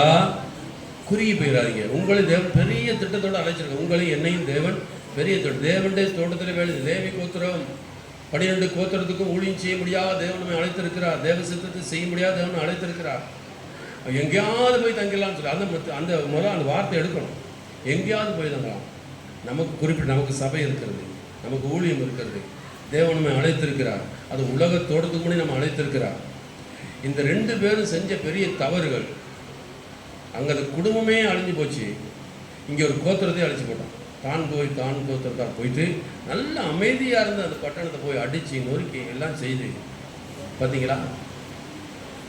இன்னும் இதை குறித்து நம்ம இன்னும் டைம் எடுத்து நம்ம பொறுமையாக இன்னும் படிக்கணும். ஏன்டா 2 பேரும் எடுத்த தீர்மானம், அவங்க நினைஞ்சா பஞ்சத்துக்காண்டி எங்கேயாவது போயிட்டு தங்கலாம்னு சொல்லி போனாங்க. அவங்க போன ஊரே தப்பு. இவர் நினைஞ்சார், இந்த ஆசாரம் நினைஞ்சார், எங்கேயாவது போயிடுவோம் நம்ம அப்படி. எங்கேயாவது போகாது. எங்கே போன எங்கே போகிற ஒரு ஃபோன் பண்ணி கேட்டால் எனக்கு ரொம்ப வருத்தமாக இருக்குது. ஏன்பா சபைக்கு எங்கே இருக்க? சும்மா இருக்கிறேன், படுத்து. நான் பாருங்கள், ஒரு முட்டாள்தனமான பேச்சு. நான் படுத்துருக்கிறேன், நான் சும்மா இருக்கிறேன். அந்த பொறுப்புள்ள வார்த்தை இல்லை. நான் எல்லாம் சொல்லணுமா? பாஸ்வேர்டு சொல்லணுமா? எல்லாம் சொல்லி தான் ஆகணும். அலையிலையா எல்லாம் சொல்லி தான் ஆகணும். நீ எழுந்திருக்கிறது, உட்காந்துருக்கு, நடக்கிறது போதெல்லாம் சொல்லிக்காரன்னு சொல்லி தான் ஆகணும். ஆனால் இவங்க பொறுப்பில்லாம பதில் கொடுப்பாங்க. ஏன் வரல? ஒரு பொறுப்பில்லாத பதில் கொடுப்பாங்க. ரொம்ப கவனமாக இருக்க. இந்த வசனத்தை அண்டர்லைன் பண்ணி வைங்க. பெற்றோர் செய்த நன்மைகளுக்கு என்ன செய்யணும்?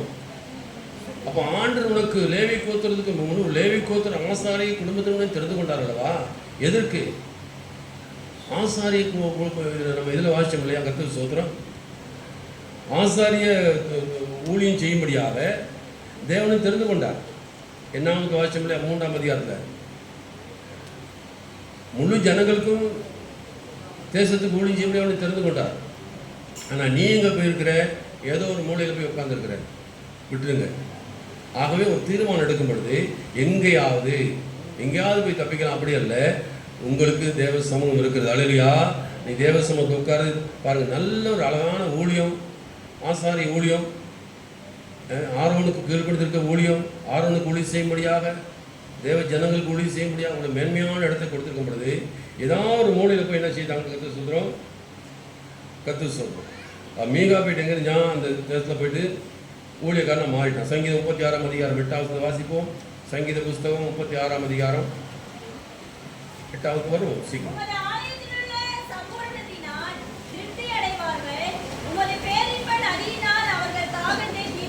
அப்ப எப்படி ஆண்டு வச்சிருக்காரு பாருங்க. உங்களுடைய ஆலயத்தில் வாசிங்க. உங்களுடைய ஆலயத்தில் சம்பூர்ணத்தினால் திருப்தி அடைவார்கள், உங்கள் பேரும் நதியினால் அவர்கள் தாகத்தை. அப்ப தேவன் நம்ம இருக்கிற இடத்துல நம்ம ஆசீர்வதிப்பாராம். நல்லா கவனிங்க. எங்கே போயிட்டான்? தேவண்ட ஆலயத்தை விட்டுட்டு யாரோ ஒருத்தர் ஒரு ஆசாரி ஊழியம் செய்கிறான். அங்கே போய் தன்னை அர்ப்பணிச்சிட்டான். பணத்துக்காக வேண்டியும் தங்குறதுக்காக உனக்கு வஸ்திரம் தர்றப்பா, நீ வருஷம் முழுவதும் இங்கே தான் இருக்கணும், உனக்கு எல்லா தேவையும் சந்திக்கிறேன், இந்த விற்கிறத நீ தான் எல்லாம் குளிப்பாடணும், சுத்திகரிக்கணும். பார்த்தீங்களா? ஆனால் தேவன் என்ன சொல்கிறாரு? உமது ஆலயத்தில் சம்பூர்ணத்தினால் திருத்தடைவார்கள், உமது பேரும் நதியினால் அவர்கள் தாகத்தை தீர்க்கிறீர். அல்லேலூயா. இப்போ சபையில் எல்லாம் வந்து ஆசீர்வாதம் உண்டு. நம்ம இருக்க வேண்டிய இடத்துல இருந்தால் எல்லா ஆசீர்வாதம் நமக்கு வந்து சேரும். நாம் தவறுனால தப்பான இடத்தை தெரிஞ்சுக்கிறோம், தப்பான தீர்மானம் எடுக்கிறதுனால ரூத்துக்கு என்ன அடைஞ்சு இங்கே இருந்திருக்கோம். இப்போ பாருங்கள், தேசத்தை தேவன் திரும்ப ஆசீர்வதித்தார். இங்கே இருந்திருந்தா அவ்வளோ பெரிய 2 பிள்ளைகள் இருந்து கணவன் இருந்து இவ்வளோ பெரிய நஷ்டத்தை சந்திருக்க வேண்டிய அவசியம் வராதே. அப்போ என்ன செய்யணும்? நமக்கு ரொம்ப ரொம்ப ரொம்ப பொறுமை தேவை. தேவ சித்தம் என்னென்று அறியணும். அதுக்கு தான் பரிசுத்த ஆவியான அபிஷேகம் நம்ம கொடுத்துருக்காரு. பரிசுத்த தேவனுடைய ஆழங்களை அறிந்திருக்கிறார். நாம் ஜெபிக்கணும் என்று அறியாது இருக்கிறபடினாலே பரிசுத்த ஆவியானவர் தேவனுடைய ஆழங்களை அறிந்திருக்கிறார். அப்போ அவர்கிட்ட கேட்கணும், ஆண்டவரே நான் என்ன செய்யணும் ஏதுன்னு கேட்கணும். அதை விட்டுட்டு நம்ம ஏதோ நம்ம இஷ்டத்துக்கு நம்ம போகிறோம், நான் எங்கேயாவது போய் தங்க போகிறேன் போச்சா அந்த வார்த்தை. ஆனால் இங்கே வேதம் என்ன சொல்லுது? உமது ஆலயத்தில் சம்பூர்ணத்தினால் திருப்தி அடைவார்கள், உமது பேருந்து நதியினால் அவர்கள். இருக்குமா? சபையில் இருக்க எல்லா ஆசனம் இருக்கு. நம்ம அவசரப்படக்கூடாது. தேவ சித்தத்துக்கு நம்ம என்ன 23ஆம் சங்கீதம் 6ஆம் வசனம். சங்கீதம்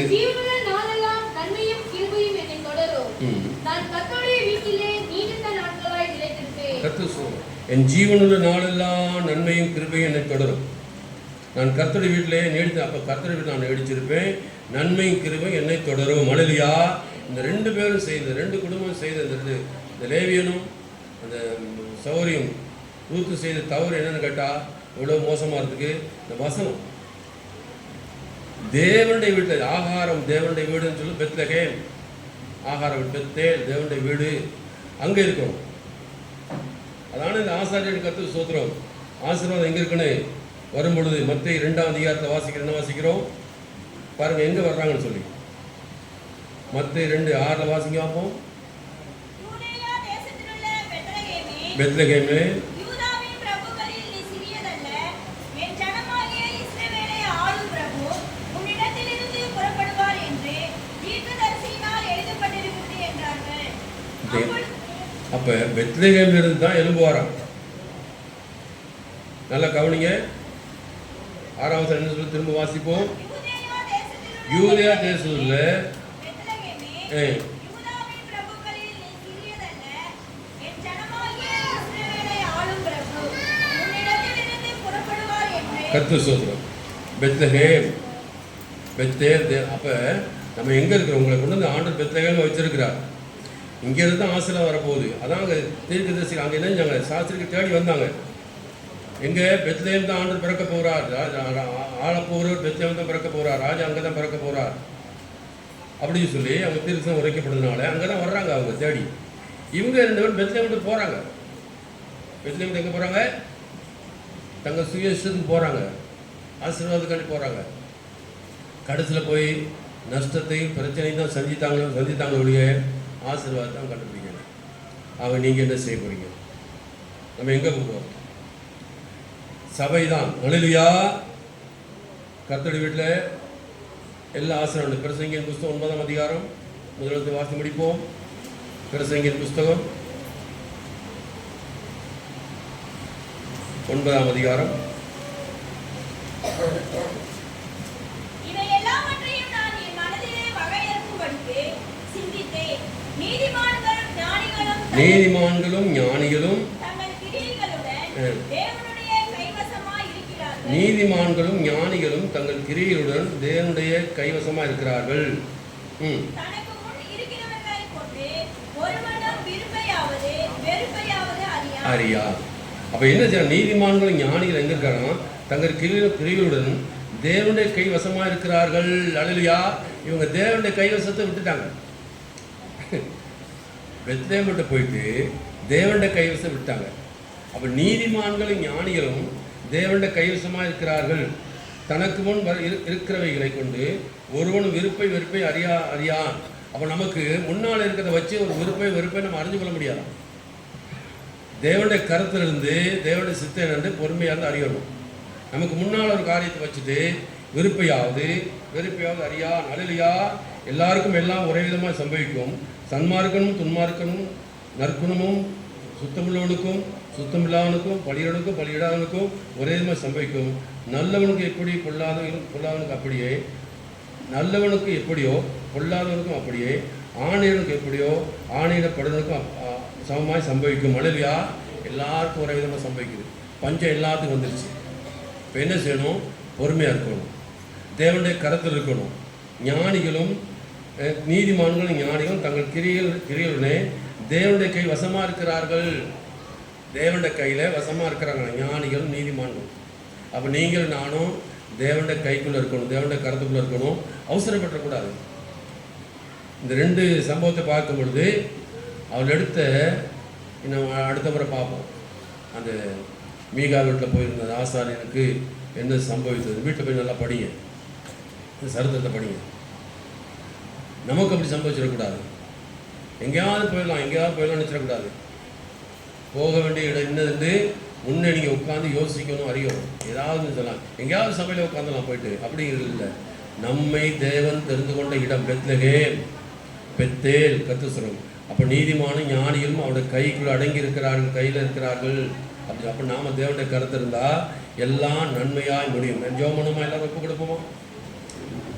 எல்லாரும் ஹல்லேலூயா. நன்றி ஆண்டவரே, நன்றி இயேசுவே. எல்லாரும் சொல்லுங்க, நன்றி அப்பா, நன்றியோடு துதிக்கிறோம்.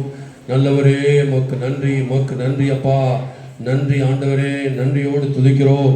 நம்மை அழைத்தது கர்த்தர் தேவனுடைய இந்த பெரிய திட்டத்துக்காண்டி இஸ்ரவேலுடைய 12 கோத்திரங்களுக்கும் ஆசாரியராக இருக்கும்படி அழைத்தவன் போய் ஒரு தனிப்பட்ட இடத்திலே ஒரு தனிப்பட்ட மனிதனிலே ஒரு விக்கிரகனைக்குள்ள போய் அங்கே அகப்பட்டு கொண்டான். பார்த்தீங்களா? அவனுக்கு வஸ்திரமும் சம்பளமும் கொடுக்கப்படுகிறது, திருப்தியாக இருக்கிறான். கர்த்தர் ஸ்தோத்திரம். ஆனால் அவனுடைய பின் நாட்கள் எவ்வளோ மோசமாக போனது பார்த்தீங்களா? அவனுடைய தீர்க்கதரிசனம் அவனுடைய வசனங்கள் எவ்வளோ மோசமாக போனது பார்த்தீங்களா? ஒரு கோத்திரத்தை அழித்து கர்த்தர் ஸ்தோத்திரம் கொலை செய்யக்கூடிய அளவுக்கு மாறினது காரணம் என்னன்னு கேட்டால், இவன் இருந்த இடம் தப்பான இடம். ஹல்லேலூயா! தேவன் உங்களை என்னையும் நல்ல இடத்துல வைத்திருக்கிறார், ஆசிரமமாக வைத்திருக்கிறார், பெத்தேலிலே வைத்திருக்கிறார். கர்த்தர் ஸ்தோத்திரம். ஆகவே நாம் இருக்கிற இடத்துல தேவனுடைய கருத்துக்களை அடங்கியிருந்தோமானால் எல்லாம் நன்மையாக நடக்கும். கர்த்தரிடத்தில் நீடித்த நாட்களாக நிலைத்திருப்பேன்னு சொல்லி சங்கீதக்காரன் பார்த்து கர்த்தர் சொல்கிறோம். நன்மையும் கிருபையும் என்னை தொடரும், நான் நீடித்த நாட்கள் கர்த்தரிடத்திலே இருப்பேன்னு சொல்லி சங்கீதக்காரன். நன்மையும் கிருபை, நீ தேவனோடு ஐக்கியமாக இருந்தால், நீ பெத்லகேமில் இருந்திருந்தால் ரூத்தே உனக்கு நன்மையும் கிருபையும் உன்னை தொடர்ந்திருக்கும். நீ அதை விட்டுட்டு தேவ சத்தத்தை அறியாதபடிக்கு போனபடினாலே தீமையை தான் நீ சம்பாதித்தாய், நஷ்டத்தை தான் சம்பாதித்தாய், அவமானத்தை சம்பாதித்தாய். ஆகவே கர்த்தருக்குள்ள அடங்கி இருக்கும் பொழுது அந்த நீதிமொழியில் வாசித்தபடி இதில் நம்ம பிரசங்கித வாசித்தபடி கர்த்தரை அடங்கி இருந்தால் எல்லாம் நன்மையும் கிருபையும் நம்மோடு கூட இருக்கும். ஒப்பு கொடுத்து ஜெபம் பண்ணுங்க. ஹல்லேலூயா! ஒரு காரியத்தை செய்ய போகும் பொழுது தீர்மானம் சரியா இருக்கணும். ஹல்லேலூயா! எதை செய்ய போகிறோங்கிற தீர்மானம் சரியா இருக்கணும். ஹல்லேலூயா! நன்றி ஆண்டவரே. தேவ சித்தத்துக்கு உரமாக இருந்தால் நம்ம செய்யவே கூடாது. தேவ சித்தத்துக்கு அவன் என்ன செஞ்சிருக்காங்க, போயிட்டு அங்கே விக்கிரங்களை வச்சிருக்காங்க, வெள்ளியினாலும் செய்யப்பட்ட விக்கிரம் வச்சிருக்காங்க. இதுக்கு என்ன ஆசாரிக்கு சொல்றேன் இல்லையே, தேவன் இதற்கு என்னை அழைக்கவில்லையே. தேவன் இஸ்ரவேல் கோத்திரத்துக்கல்வா நீ ராஜாவாக இருக்கும்படி ஆசான் இருக்கும்படி அழைத்தார், ஜீவனில் தேவனுக்கு பணி செலுத்தும்படி அழைத்தார்னு சொல்லி அங்கேருந்து வந்திருக்கணும். அந்த சொந்த சுய விருப்பத்தை விரும்பினான், கடைசியில் போய் மாட்டிக்கணும். அப்படி இராதபடிக்கு கர்த்தருடைய சித்தம் செய்ய நமக்கு இருபதோட எல்லாரும் கையில் ஊற்றி ஆண்டை மயப்படுத்துவோம். எங்களை ஒப்பு கொடுக்குற ஆண்டவரே, எங்களோட ஆவி ஆத்மா சரீரம் முற்றுமா என்னுடைய கருத்தில் ஒப்படைக்கிறோம். இயேசுவே என்னுடைய கருத்தில் ஒப்படைக்கிற ஆண்டவரே, என் தேவன் இறங்கும்படியா செபிக்கிறோம், என் தேவன் இறங்கும்படியா செபிக்கிறோம். எங்களை தாழ்த்தி ஒப்பு கொடுக்குற ஆண்டவரே. எல்லாம் சொல்லுங்க, வாய்த்தன்னு சொல்லுங்க. அப்பா நன்றி ஆண்டவரே. அந்த ஆசாரியன் போல் இருந்தபடி எங்கேயாவது போய் தங்கள் அப்படி அல்ல, எங்களுக்கு குறிப்பிட்ட இடம் உண்டு. நாங்கள் குருவை போல அலையத்தில் கூட விட்டு பிரிந்து போன குருவை போல அலைய தேவையில்லை. எங்களுக்கு பெத்லேயம் உண்டு, பெத்தேல் உண்டு, தேவனுடைய வீடு உண்டு. எங்களுக்கு நாங்கள் தங்கியிருக்க சுகமாக இருக்க மாட்டேன். அந்த கிருபை எங்களுக்கு தரும்படியா செபிக்கிறோம். ஞானம் உள்ளவன் கருத்தில் அடங்கியிருக்கிறான்னு சொன்னது போல ஆண்டவரே, ஞானிகளும் ஆண்டவரே கருத்தில் அடங்கியிருக்கான்னு சொன்னது போல நாங்கள் கருத்தில் அடங்கியிருக்க எங்களை உதவி செய்ய முடியா செபிக்கிறோம். உங்களுடைய சித்தத்துக்கு எங்களை ஒப்பு கொடுக்கிற ஆண்டவரே, உங்களுடைய சித்தத்துக்கு எங்களை ஒப்பு கொடுக்கிற ஆண்டவரே, நன்றியோடு துதிக்கிறோம். கர்த்தருடைய ஜெபத்தை கண்டுபடி நாள் கையில் ஊற்றி மையப்படுத்துவோம். சோத்ரம் சோத்ரம் சோத்ரம்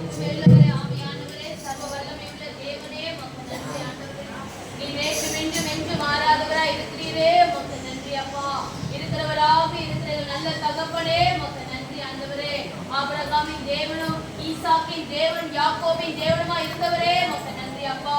இந்த நாட்கள்ல கூட தேவனாய் கர்த்தர் எங்களுடைய தேவனுமா இருக்கிறீரே, உம்மோடான நன்றிகளை செலுத்துகிறோம் ஆண்டவரே. என் தேவனாய் கர்த்தர் இங்கு 2-3 பேர் நாமத்தினாலே கூடி இருக்கிறார்களோ அப்படி மத்தியில் நான் இருப்பேன்னு சொன்னது போல அருமையா என் தேவனை இந்த மத்தியில் எங்களோடு கூட அசைவாழ்வு எல்லாரும் கிருபைகளுக்காய் கொடான நன்றிகளை செலுத்துகிறோம் அப்பா. இந்த கால வேலை கூட ஆண்டவரே, எங்க ஒவ்வொருவரையும் கூட ஆண்டவரே உங்களுடைய அன்பினால் ஆண்டவரே உங்களுடைய அபிஷேகத்தினால நிறைந்திருக்கிறீரே, அதற்காய் கொடான நன்றிகளை செலுத்துகிறோம் அப்பா. பெருமையாய் வந்த எங்க ஒவ்வொருவரையும் கூட என் தேவனாய் கர்த்தர் இந்த கால வேலை கூட ஆண்டவரே நீ நினைப்பின கிருபைக்காய் நன்றி அப்பா. என் தேவனே நீ சர்வ வல்லமையுள்ள தேவனாய் இருக்கிறீரே, உமக்கு நன்றி ஆண்டவரே. இந்த கால வேலை கூட ஆண்டவரே அருமையா எங்களோடு நீங்க பேசுற அந்த வார்த்தைகளுக்காய் நன்றி ஆண்டவரே. தகப்பனே அந்த வாலிபை போல நாங்கள் இராதபடி ஆண்டவரே எங்கேயோ போய் பரதேசியா இருந்து விடலாம் என்ற ஆண்டவரே அந்த வாலிபை நினைத்தது போல ஆண்டவரே நாங்கள் நினைத்து விடாதபடி ஆண்டவரே உங்களுடைய சமூகத்துல கூட ஆண்டவரே உங்களுடைய திருசபையில கூட ஆண்டவரே உங்களுடைய கட்டளையில ஆண்டவரே உங்களுடைய கற்பனையை கீழ்ப்பது நடக்கிற பிள்ளைகளாய் இந்த காலையில் கற்றுக்கொண்டு கிருபைக்கு நன்றி அப்பா. தகவலை போல ஆண்டவரே இந்த ஸ்தலத்தை விட்டு ஆண்டவரே நாங்க வெறு ஸ்தலத்துக்கு போய் விடாதபடி ஆண்டவரே இந்த காலையில் கற்றுக்கொண்டு கிருபைக்கு நன்றி அப்பா. அப்பா பலவிதமான சோதனைகள் இருந்தாலும் ஆண்டவரே, பாடுகள் இருந்தாலும் ஆண்டவரே, இந்த சபையில ஆண்டவரே நான் நினைத்திருக்க கண்ணிகளை கொடுக்க இந்த காலையில் கற்றுக்கொண்டு கிருபைக்கு நன்றி அப்பா. இந்த பிள்ளைகளாய் தேர்ந்தெடுத்திருக்கிறேன் ஆண்டவரே, இந்த பிள்ளைகளாய் அறிந்திருக்கிறீரே, அதற்காய் நன்றி ஆண்டவரே. அப்பா நீர் எங்க தகப்பனா இருக்கிறீரே, அதற்காய் நன்றி அப்பா. அப்பா பிதாவின் கூப்பிடத்தக்கதா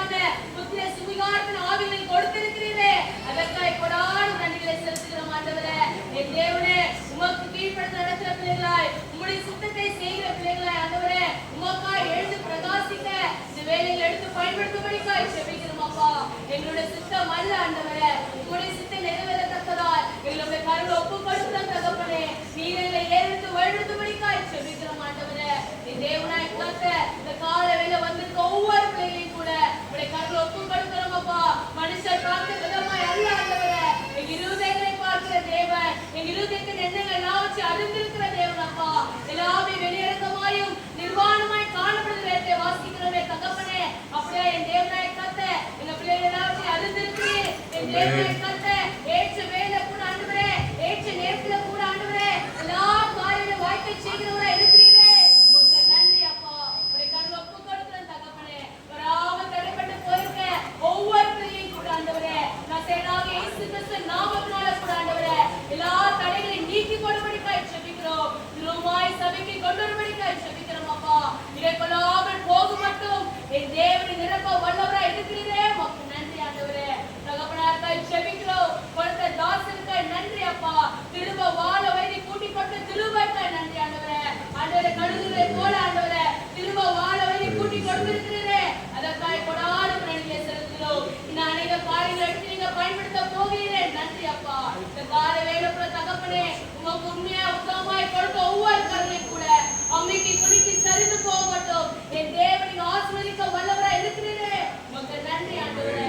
கைதி செய்த நான் வேலை கூட என் தேவனாய் கத்த ரெட்டிப்பான ஆசீர்வாதத்தை கட்டளைப்படிக்காய் ஜெபிக்கிறோம் அப்பா. என் தேவனே மாலானை ஆசீர்வதிங்க ஆண்டவரே. மாலை ஊழியர்கள் யாரும் கருவில் கொடுக்கிறோம் அப்பா. ஒற்றுமையா ஆண்டவரே, ஒருமனமாய் ஆண்டவரே நாங்கள் ஆண்டவரே ஆத்மாக்களை ஆதாயப்படுத்த என் தேவனை எடுத்து வழிநடத்தும்படிக்காய் ஜெபிக்கிறோம். உடைய கரம் தாங்கட்டும் ஆண்டவரே. நீ வேலைகளை ஏற்றுவீரப்பா. இல்லை சுமப்பீர் ஆண்டவரே. இல்லை தப்பிக்க வல்லவரா இருக்கிறீரே. மக்கள் நன்றி. மீதியான யாவையும் திருக்கட்சியில கொடுக்கிறோம். ஆசீர்வதிங்க. நான் இயேசு கிறிஸ்து நாமத்திலே ஜெபிக்கிறோம் எங்க ஜீவனுள்ள நல்ல பிதாவே. என் ஆத்துமாவே கர்த்தரை ஸ்தோத்திரி, என் முழுமையான நாமத்தை ஸ்தோத்திரி. என் ஆத்துமாவே கர்த்தரை ஸ்தோத்திரி, செய்த சர்வ உபகாரங்களையும் மறவாதே. ஆமென். பிதாவாகிய தேவனுடைய அன்பும் நம்முடைய கர்த்தராகிய இயேசு கிறிஸ்துவின் கிருபையும் பரிசுத்த ஐக்கியமும் சகல பரிசுத்தவான்களோடும் நம் அனைவரோடும் என்றைக்கும் சதாகாலம் இருப்பதாக. ஆமென். ஹல்லேலூயா.